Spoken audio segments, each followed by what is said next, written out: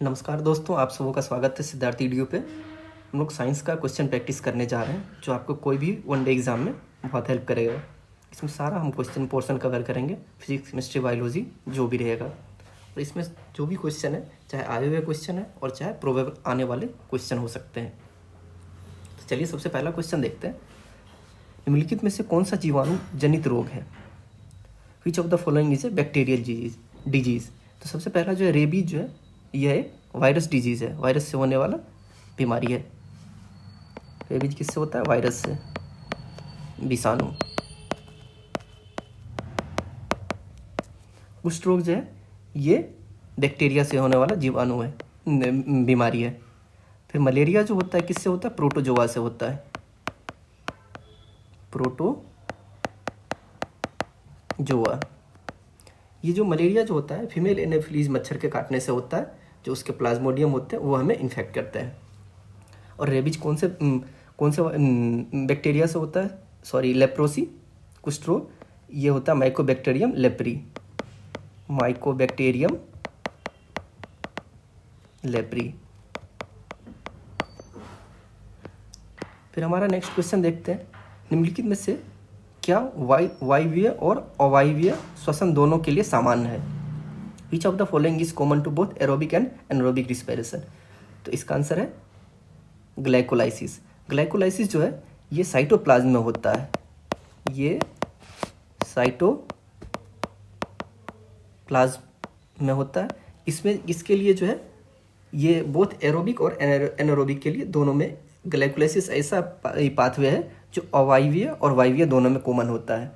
Krebs cycle जो होता है ये कहाँ पे होता है? माइटोकॉन्ड्रिया के मैट्रिक्स में होता है।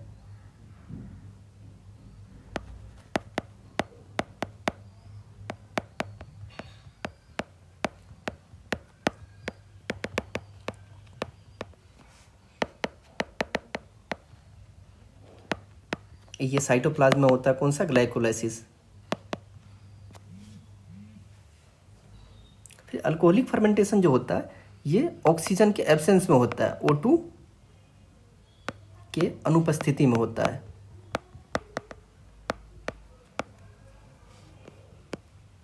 फिर हमारा नेक्स्ट क्वेश्चन देखते हैं।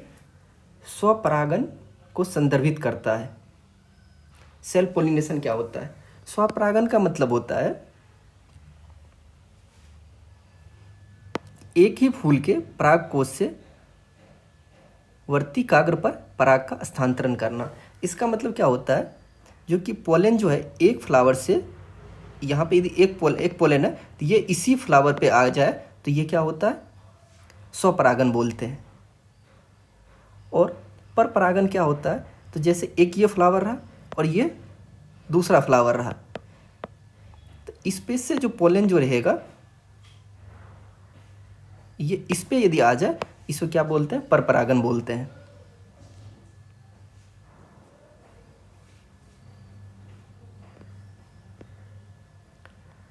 फिर हमारा नेक्स्ट क्वेश्चन है।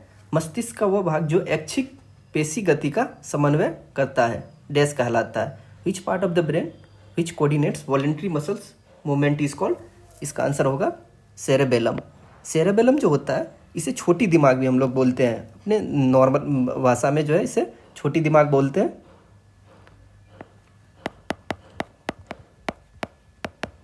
ये क्या करता है? हमारे शरीर को बैलेंसिंग सिस्टम को शरीर को क्या करता है? बैलेंस करता है, बैलेंस द बॉडी।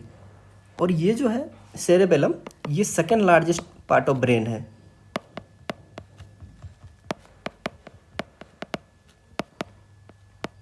यदि अब पूछा जाए कि फर्स्ट लार्जेस्ट पार्ट कौन सा है ब्रेन का, तो वो है सेरेब्रम। सबसे बड़ा भाग कौन सा है? सेरेब्रम।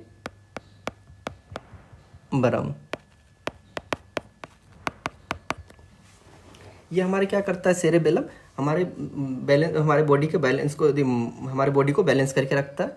आपने देखा होगा जो आदमी कुछ जो नशा करते हैं ड्रिंक कर लेने के बाद, वो क्या करते हैं जब चलते हैं तो उसका बॉडी जो होता है हिलटा डुलता, मतलब वो सही तरीके से नहीं चलते, लड़खड़ा पाते हैं। तो इस वजह से जो इसके सेरेबेलम पे इफेक्ट पड़ने की वजह से वो सेरेबेलम हमारे बॉडी को कंट्रोल नहीं करता, इस वजह से उसे वो गिरता हुआ चलता है। फिर नेक्स्ट क्वेश्चन है, उस पौधों की पहचान करें जो पत्तियों जो कि कांटों में परिवर्तित हो जाती है के माध्यम से अनुकूलन दिखाती है। तो इसका आंसर है अपुंचिया। नागफनी। नागफनी का जो पौधा होता है ये अपने पत्तों को क्या करता है, पत्तों को कांटे के रूप में कर लेता है, जिससे क्या होता है, जो कि पत्ते जो होते हैं अपने पानी, वो जो खाना बनाने टाइम में फोटोसिंथेसिस के समय, प्रकाश संश्लेषण के समय में पानी जो है ज़्यादा से ज़्यादा बचा सके, इसलिए वो क्या करते हैं, उसे कांटे के फॉर्म में बदल लेते हैं। और ये जो प्लांट होते हैं जीरोफाइटिक प्लांट कहलाते हैं। ये जो नागफनी का प्लांट होता है ये जीरोफाइटिक प्लांट होते हैं। इसको हिंदी में बोलते हैं मरुद्रित पौधा।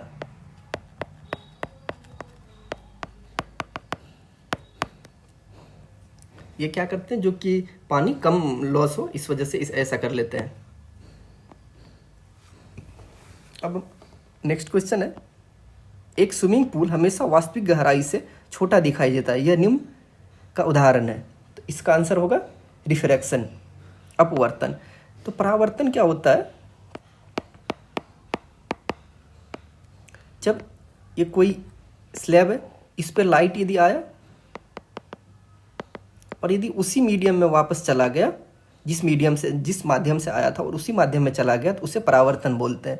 और अपवर्तन क्या होता है,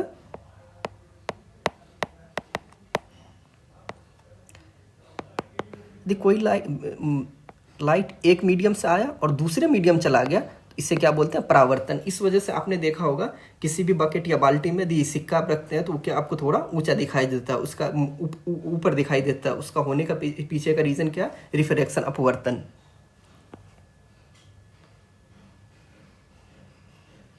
और इससे रिलेटेड कुछ पॉइंट देख लेते हैं। मिराज जो देखा होगा आप लोगों ने, वो किससे होता है, मिराज जो आपने देखते होंगे गर्मी के मौसम जब रास्ते पे चलते हैं तो आपको आगे लगता होगा जैसे वो पानी आगे है, लेकिन वो होता नहीं है। तो वो किस वजह से होता है मिराज, TIR की वजह से होता है। पूर्ण, TIR हिंदी में इसे बोलते हैं पूर्ण, टोटल इंटरनल रिफ्लेक्शन।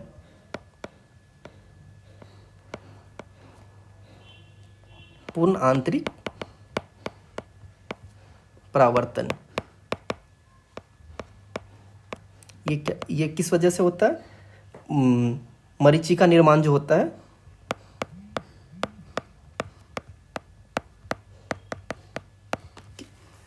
मरीचिका मिराज जो फॉर्मेशन होता है किसकी वजह से होता है, TIR की वजह से होता है।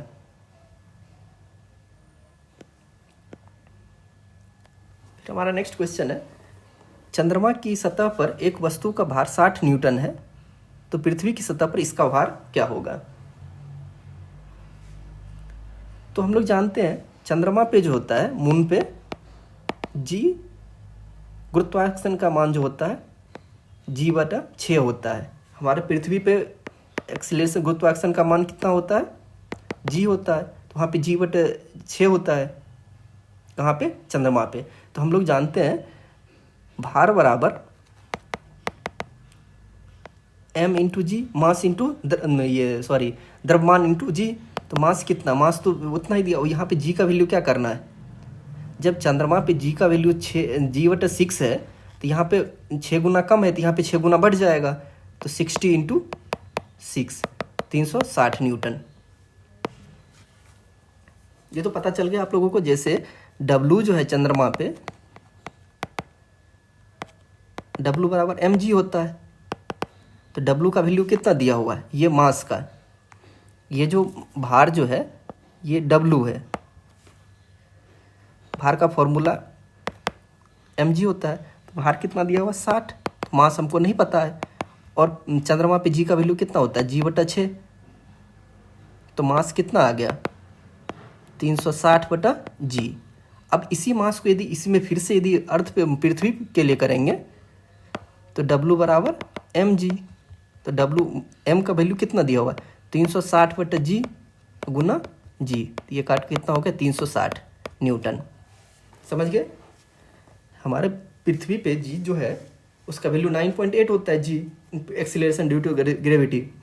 और चंद्रमा पे जी का वैल्यू कितना होता है, g/6। ये याद रखना, हो सकता है कभी क्वेश्चन में पूछा जाए जो कि चंद्रमा पे जी का वैल्यू कितना होता है, तो वो होता है g/6।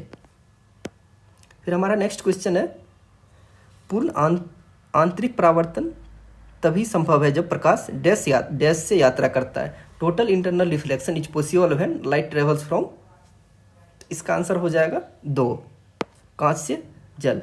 ये जो होता है TIR,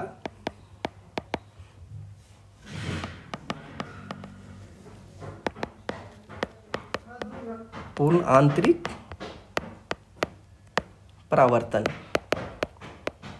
इसके लिए जो कंडीशन दिया होगा, इसके लिए शर्त ये है, जब भी लाइट जो ट्रांसफर करेगा ये कहाँ से कहाँ तक, सघन माध्यम से विरल माध्यम के लिए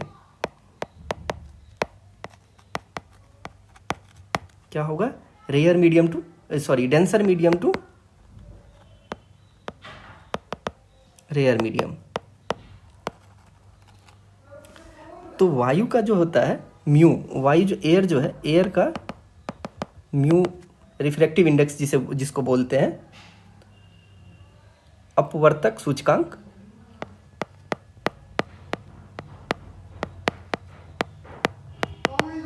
इसका वैल्यू क्या होता है, 1 होता है।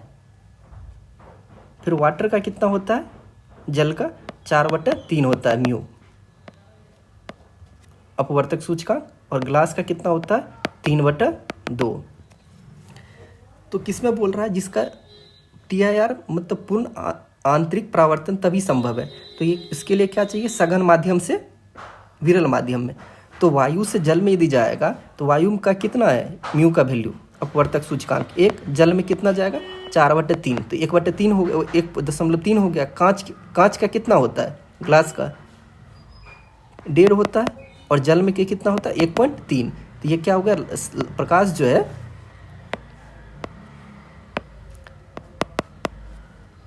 1.5 अपवर्तक सूचकांक से 1.3 सूचकांक पे जा रहा है, इस वजह से इसका आंसर होगा कांच से जल के लिए। फिर अगला क्वेश्चन है, कथन गलत की पहचान कीजिए। सबसे पहला, पर्दे पर आभासी प्रतिबिंब को देखा जा सकता है, प्रकाश सीधे रेखाओं में यात्रा कर सकता है, चमकदार पृष्ठ दर्पण के समान तरह कार्य करता, उपरोक्त में से एक से अधिक। सबसे पहला है, गलत कथन को पहचानना है। प्रकाश सीधे रेखाओं में यात्रा करता है, ये तो प्रकाश की एक ये उसकी प्रॉपर्टी है, इसकी ये गुण है। चमकदार पृष्ठ दर्पण के समान तरह कार्य करता है। A shining surface act as the mirror, सही है। ये जो होता है virtual image can be seen on the screen, ये आंसर होगा, ये गलत है। वर्चुअल इमेज को हम लोग मतलब पर्दे पर आभासी प्रतिबिंब को देखा नहीं जा सकता है, ये होगा। फिर अगला क्वेश्चन है, वायुमंडलीय दाब पर एक किग्रा ठोस को उसके गलनांक पर द्रव में बदलने के लिए जिसकी ऊष्मा ऊर्जा की आवश्यकता होती है उसे डैश कहा जाता है। The amount of heat energy that is required to change 1 kg of a solid into liquid at atmospheric pressure at its melting point is known as latent heat of fusion, संगलय की गुप्त ऊष्मा।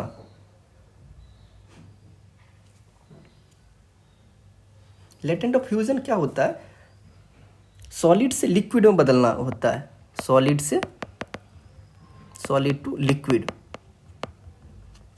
अब latent heat of condensation क्या होता है, इसमें क्या होता है, वाटर से वाटर वेपर टू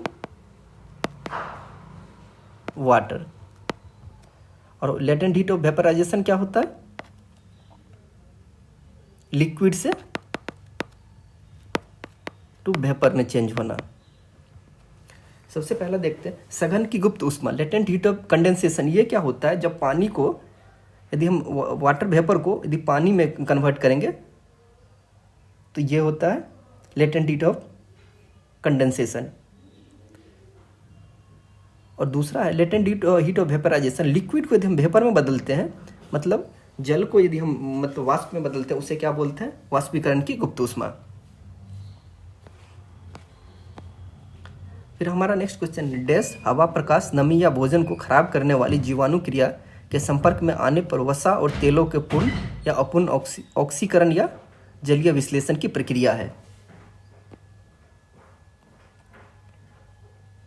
तो इसका आंसर है विकृति गंधन, रेंसिडिफिकेशन।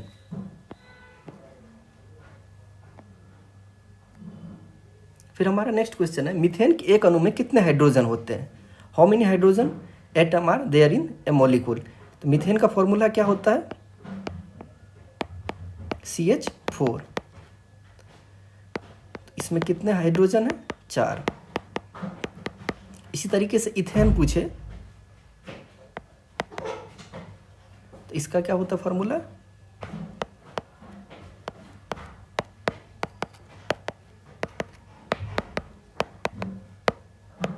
C2H6। इथेन में कितने हाइड्रोजन होते हैं? 6। और यदि मीथेन में पूछा गया तो CH4 होता है जिसमें 4 हाइड्रोजन होते हैं और 1 कार्बन होते हैं। फिर हमारा नेक्स्ट क्वेश्चन है 13 नंबर, सॉफ्ट ड्रिंक के निर्माण में निम्नलिखित में से किस गैस उपयोग किया जाता है? Which of the following gases is used in the manufacture of soft drink? इसमें कौन सा गैस यूज़ होता है? तो कार्बन डाइऑक्साइड यूज़ होता है।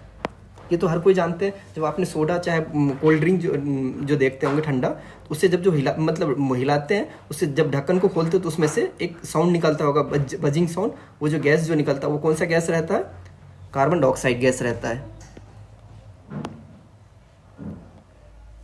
फिर नेक्स्ट क्वेश्चन है, चीनी को जल में घोलने पर किस प्रकार का परिवर्तन होता है? Which type of changes takes place when sugar is dissolve in water? इसमें क्या होता है? भौतिक चेंज होता है। फिर हमारा नेक्स्ट क्वेश्चन है, main component of the compressed natural gas, CNG का मुख्य घटक क्या है? CNG का मुख्य घटक क्या? मीथेन। CNG में कौन सा गैस मैक्सिमम पाया जाता है? मीथेन पाया जाता है।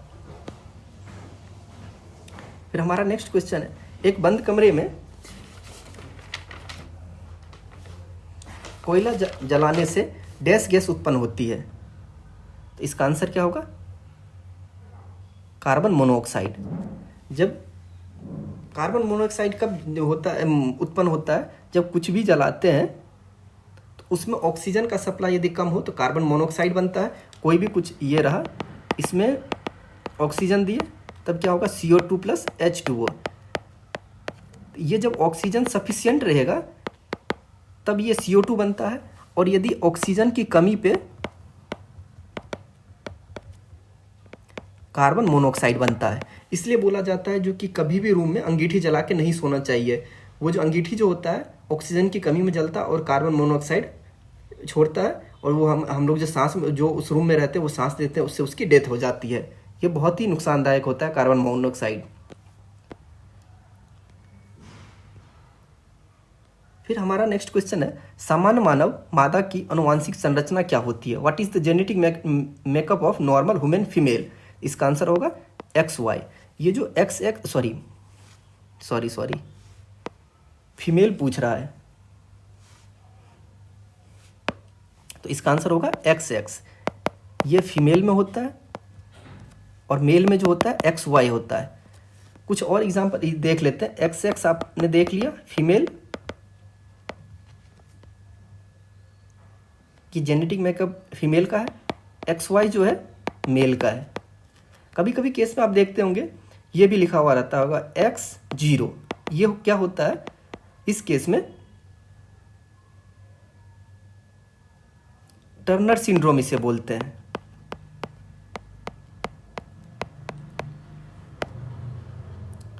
Turner syndrome.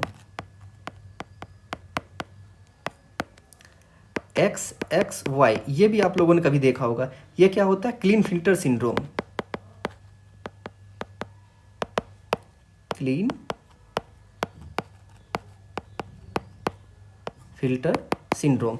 तो ये कभी कभी क्वेश्चन में पूछा जा सकता है X0 क्या हुआ? तो ये टर्नर सिंड्रोम है। तो आपने ये ऐसा, इसका ये लक्षण क्या होता है टर्नर सिंड्रोम का? जो कि फीमेल जो होता है मादा में स्तन जो होता है उसकी स्तन छोटी होती है, उसकी ग्रोथ नहीं हो पाती है, रूडिमेंट ब्रेस्ट रहता है, इस वजह से उसे टर्नर सिंड्रोम कहा जाता है। उसमें एक्स क्रोमोजोम जो होना चाहिए 2, XX होता है जो सेक्स क्रोमोजोम, वो एक ही रहता है। इस वजह से उसके ब्रेस्ट का कैरेक्टर ज़्यादा डेवलप, मतलब फीमेल कैरेक्टर ज़्यादा डेवलप नहीं हो पाता है। और XXY जो है क्लीनफिल्टर सिंड्रोम, इसमें क्या होता है, कभी आपने देखा होगा मेल के केस में जो कि एक्स क्रोमोजोम एक ज़्यादा है तो फीमेल के कुछ ना कुछ गुण आ जाते हैं। इसका मतलब उसके जो चेस्ट जो होता है ब्रेस्ट का रूप ले लेता है, उसे स्तन आ जाते हैं। ये क्लीनफिल्टर सिंड्रोम का सिम्टम्स है। फिर हमारा नेक्स्ट क्वेश्चन है,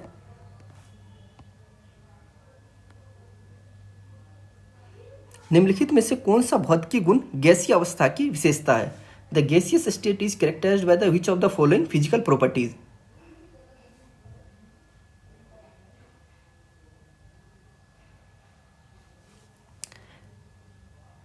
इसका आंसर क्या होगा? C, gas has much higher density than solid and liquid. ये गलत है। डेंसिटी जो होता है, घनत्व, सबसे ज्यादा किसका होता है? ठोस का, उसके बाद द्रव का, उसके बाद किसका होता है? गैस का। तो ये तो गलत हो गया। गैस कम संपीड्य होती है, गैस आर लेस कंप्रेसेबल। गैस तो सबसे ज़्यादा कंप्रेस होता है। Gas exerts equal pressure in all direction. जब भी आपने किसी बर्तन वगैरह में जो मतलब क्लोज्ड कंटेनर जो रहता है उसमें यदि गैस वो जो रहता है सारे साइड इक्वल प्रेशर एग्जर्ट करता है। फिर हमारा नेक्स्ट क्वेश्चन है,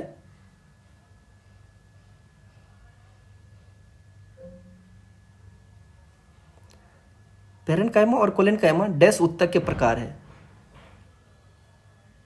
इसका आंसर होगा 2, सिंपल परमानेंट, मतलब सरल अस्थाई। जो कि परमानेंट टिश्यू जो होता है, अस्थाई टिश्यू, अस्थाई उत्तक दो तरह के होते हैं। एक होता है सिंपल सरल, एक होता है कॉम्प्लेक्स। इसका एग्जांपल इसमें क्या आते हैं? Parenchyma, collenchyma, sclerenchyma. इसमें क्या आता है? Xylem and phloem. कभी पूछा जा सकता है इसमें से कौन से जो है सिंपल परमानेंट टिश्यू है। तो इसका एग्जांपल आ जाएगा सिंपल परमानेंट सरल अस्थाई उत्तक जो है पैरेन्काइमा, कोलेनकाइमा, एस्केलेनकाइमा। और यदि कॉम्प्लेक्स पूछा जाएगा तो जाइलम एंड फिलम।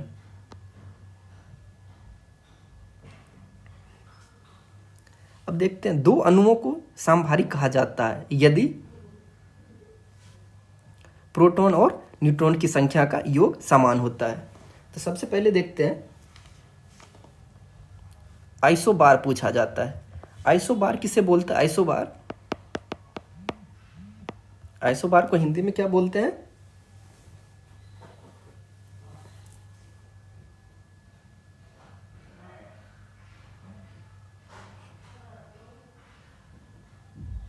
सममारिक, समभारिक बोलते हैं। आइसोबार का मतलब क्या होता है? जो कि सेम मास नंबर और different atomic number. Mass number जो है सेम होना चाहिए एंड डिफरेंट एटॉमिक नंबर। अब हम इसका एग्जांपल देखते हैं आइसोबार का। जैसे आर्गन रहा 18, 40, फिर से क्रिप्टन रहा 40, 19, कैल्शियम 20, 40। हम लोग आइसोबार समभारिक जो होता है सेम मास नंबर, ये एटॉमिक नंबर होता है और ये मास नंबर होता है। मास नंबर तीनों का सेम है और इसका एटॉमिक नंबर जो है डिफरेंट है, इसी को समभारिक बोलते हैं। इसमें बोला प्रोटॉन और न्यूट्रॉन की संख्या का योग समान होता है। मास नंबर जो होता है ये प्रोटॉन प्लस न्यूट्रॉन के मिलने से ही मास नंबर बनता है। ये मास नंबर देख रहे हैं यहाँ पे सबका बराबर है, लेकिन प्रोटॉन की संख्या भिन्न होती है। और ये एटॉमिक नंबर जो होता है, प्रोटॉन के नंबर को हम लोग एटॉमिक नंबर बोलते हैं।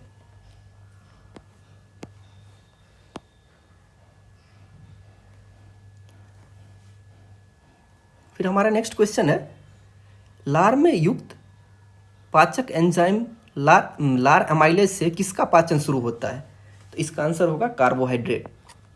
सेलेवरी एमाइलेज जो कि लार एमाइलेज जो होता है, यदि हम लोग जो खाना खाते हैं तो स्टार्च, यदि स्टार्च के फॉर्म में लेते हैं खाना, कार्बोहाइड्रेट, ये किस में बदलता है? माल्टोज में। अरे इस पे कौन, ये जो शुगर मतलब सॉरी कार्बोहाइड्रेट, ये ऐसा कंपोनेंट हम लोग जो खाना खाते हैं, कार्बोहाइड्रेट, फैट, प्रोटीन, इस सब में से केवल कार्बोहाइड्रेट का ही जो पाचन होता है मुंह से स्टार्ट हो जाता है, और सभी का नहीं तो कहाँ से स्टार्ट होता है? चाहे छोटी आंत से या अमाशय से। तो इसमें क्या होता है, स्टार्च जो हम लोग लेते हैं तो मुंह में इसका जो सेलेवरी एमाइलेज जो रहता है, लार एमाइलेज, इसको पाचन शुरू कर देता है। और कितना परसेंट पाचन होता है ये स्टार्च का? 30% पाचन होता है, और 70% जो होता है हमारे अदर ऑर्गन में होता है इसका डाइजेशन, स्मॉल इंटेस्टाइन में जाके इसका छोटी आंत में पाचन होता है। फिर हमारा नेक्स्ट क्वेश्चन है, सर्पी घर्षण स्थैतिक घर्षण की तुलना में डैश होती है, छोटी होती है। तो सबसे ज़्यादा वैल्यू जो होता है स्टैटिक फ्रिक्शन। स्टैटिक फ्रिक्शन को हिंदी में क्या बोलते हैं? स्थैतिक घर्षण। स्थैतिक घर्षण की वैल्यू सबसे ज़्यादा होती है। उसके बाद किसकी होती है? स्लाइडिंग फ्रिक्शन की होती है। स्लाइडिंग को क्या बोलते हैं? सर्पी घर्षण। सर्पी घर्षण। उसके बाद किसकी होती है वैल्यू? Rolling friction.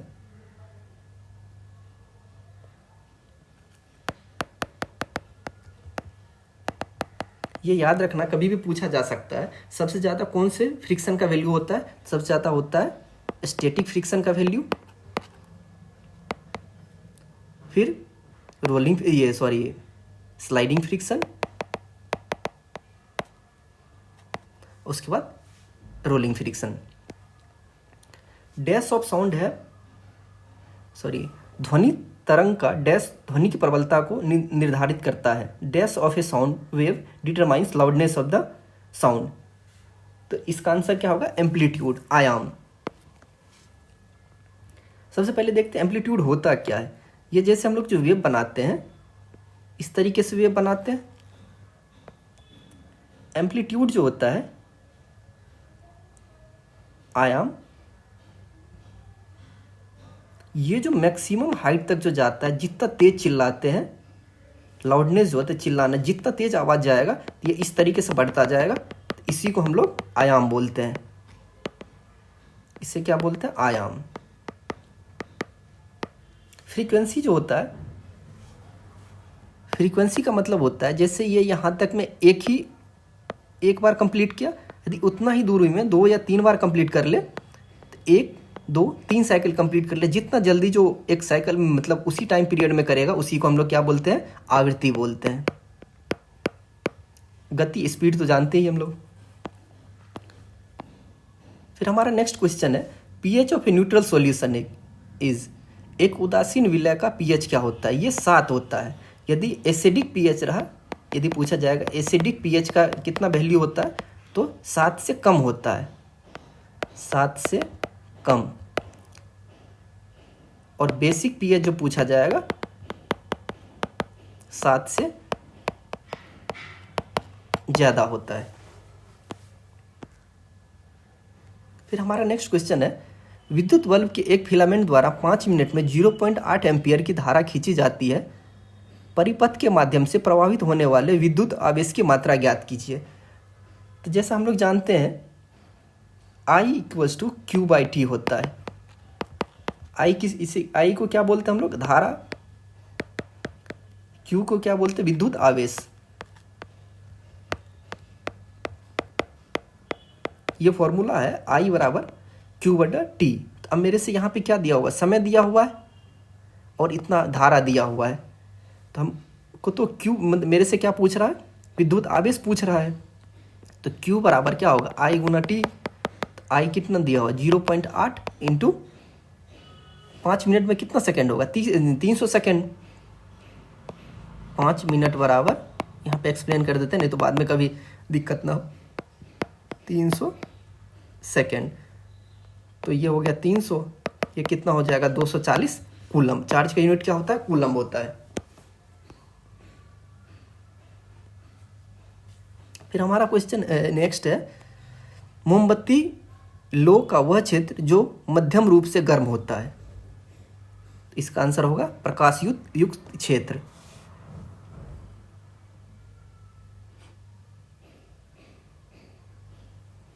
ये जो होता है लुमिनस जोन जो है इट्स मॉडरेट हॉट होता है। यहाँ पे पूछा ना मॉडरेटली हॉट, जो मध्यम रूप से गर्म दिया हुआ। लुमिनस जोन जो होता है ये मॉडरेटली हॉट होता है, और नॉन लुमिनस जोन जो होता है सबसे ज़्यादा गर्म होता है। ये डार्क जोन रहा, ये सबसे कम गर्म रहता है। आपने देखा होगा ऊपर में जो सबसे ऊपर वाला पार्ट है नॉन लुमिनस जोन है, और प्रकाश युक्त क्षेत्र है जहाँ पे गर्मी सबसे ज़्यादा होती है। फिर हमारा नेक्स्ट क्वेश्चन है, रज्जु की संघ के संबंध में निम्नलिखित में से कौन सा कथन सही है? Which of the following is correct with respect to code data? तो पहला दिया हुआ है दोहरी अधर सख्त तंत्रिक रज्जु, double ventral solid nerve code. तो नर्व कोड जो होता है ना सॉलिड नहीं होता है, ये होलो होता है, खाली होता है। सख्त दिया हुआ यहाँ पे, ये होगा खाली आपका। फिर क्या होता है, हर्ट इज डोर्सली और लेटरली। हर्ट जब भी रहता है कोड डेटा में वेंट्रली होता है। वेंट्रल जो होता है शरीर का आगे वाला भाग को बोलते हैं वेंट्रल, पीछे वाला भाग को बोलते हैं डोर्सल। फार्स रूप मतलब पीछे वाला जो है, ये गलत है, और ये हमारा ये सही है। Noto code is present. The dimension of coefficient of friction, घर्षण गुणांक की विमा है। फ्रिक्शनल फोर्स क्या होता है? फ्रिक्शनल फोर्स को हम लोग FL से डिनोट करते हैं। FL बराबर म्यू इंटू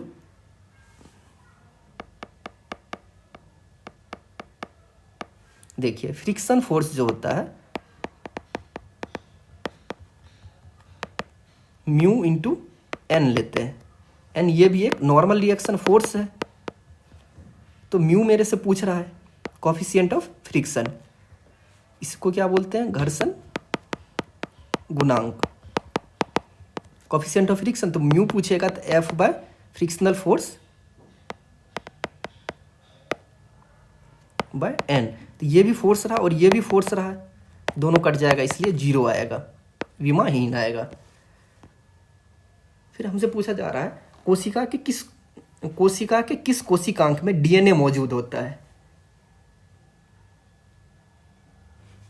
तो इसका आंसर है हरित लवक, केंद्रक और माइटोकॉन्ड्रिया।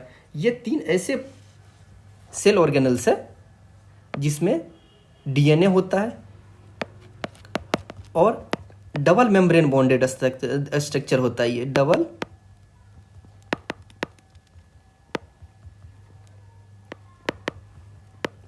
Membrane cell organelles. ये याद रखना है, कभी पूछा जा सकता है, जो कि अभी तो यहाँ पे पूछा गया है जी कौन सा ऐसा सेल ऑर्गेनल्स है जिसका खुद का DNA होता है? तो वो आंसर है क्लोरोप्लास्ट, न्यूक्लियस और माइटोकॉन्ड्रिया। उसी तरीके से पूछा जा सकता है कौन से ऐसे सेल ऑर्गेनल्स है जो डबल मेम्ब्रेन होते हैं, दो परतीय होते हैं? तो उसका भी आंसर क्या होगा? क्लोरोप्लास्ट, न्यूक्लियस और माइटोकॉन्ड्रिया। माइटोकॉन्ड्रिया का तो आप लोग डायग्राम देखते होंगे, ऐसा है।